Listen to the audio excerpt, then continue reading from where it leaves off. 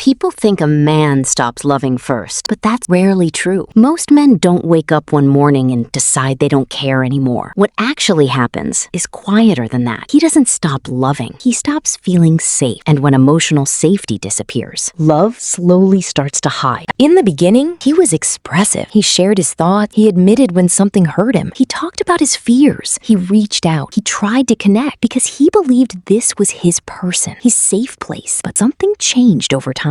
The first time he opened up and it was used against him, he noticed. The first time his feelings were dismissed, he remembered. The first time his weaknesses became ammunition in an argument, something shifted. Not loudly, but internally. He started calculating what to say, what not to say, how much to show. Because vulnerability without safety? He didn't announce it. He didn't create drama. He just adjusted. He shared less, explained less, expressed less. Not because he didn't care, but because every time he tried to speak honestly, it led to conflict instead of connection. So he learned something powerful. Silence keeps the peace. A man can handle stress. He can handle pressure. He can handle responsibility. But when his own home feels like a place where he has to defend himself, he changes. He becomes guarded, careful, measured. Because no one stays fully open in a place that feels emotionally unsafe. Not even good men. From her side, it looks like he became distant, less affectionate, less engaged, less emotional. And she's not wrong.